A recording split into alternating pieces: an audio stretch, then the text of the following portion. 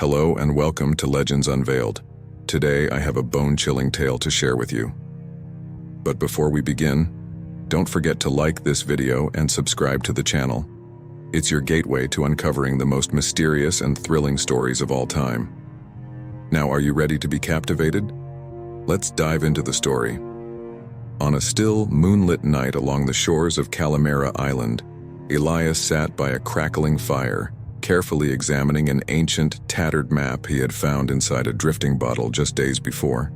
The faded parchment bore cryptic symbols, but its markings pointed to a mysterious location in the Aegean Sea, a place whispered about in legends, the sunken city of Titanis.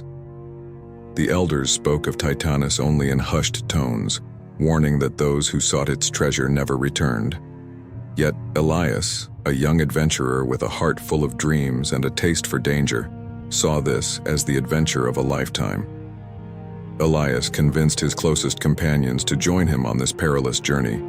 Nicholas, the seasoned sailor who had seen every corner of the sea; Theodora, an archaeologist fascinated by ancient myths; Marcus, the fearless warrior always ready to fight; and Callista, a gifted singer whose voice seemed to charm even the waves. Each had their reasons, but none were prepared for the horrors awaiting them beneath the sea.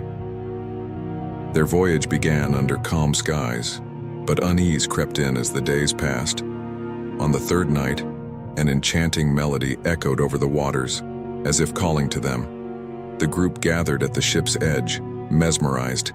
Suddenly, the ship jolted violently, colliding with something invisible.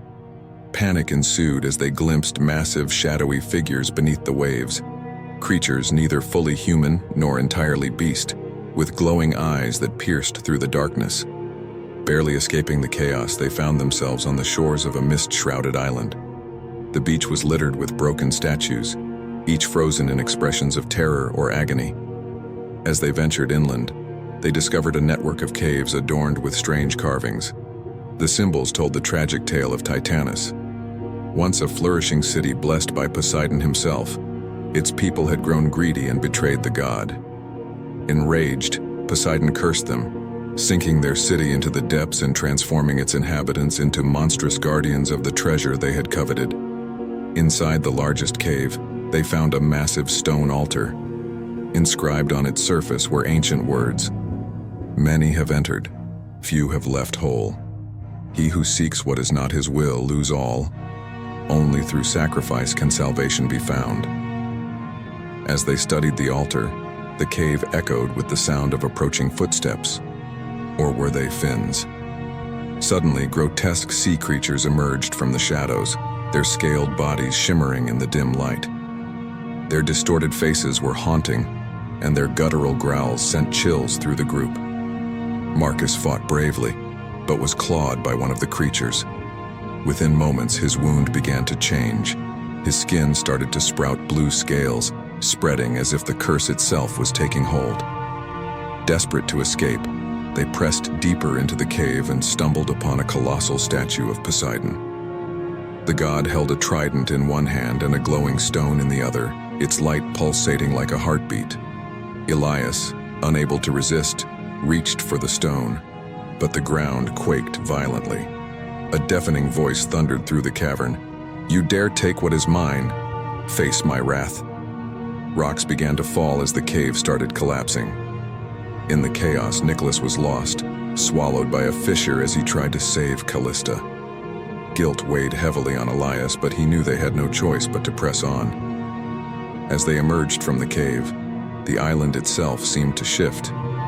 The skies turned an ominous black, the wind howled like a mournful dirge, and the sea churned as if it sought to devour them. Elias realized the words on the altar held the key. To survive, he would have to make a sacrifice. Returning to the altar, Elias placed his father's bracelet upon it. A simple heirloom, but one that symbolized his courage, dreams, and everything he held dear. The bracelet began to glow, and the chaos around them ceased. The light from Poseidon's statue dimmed, and the entire island began to fade into the horizon as though it were dissolving into the sea. Exhausted but alive, the group returned to their ship. The ocean, now calm, stretched endlessly before them. Elias gazed into the distance, realizing the truth of Poseidon's lesson. Greed drowns the soul, but sacrifice leads to salvation, and that's the end of our story. Thank you so much for watching. I hope you enjoyed it. Don't forget to subscribe and like the video. See you next time with another story.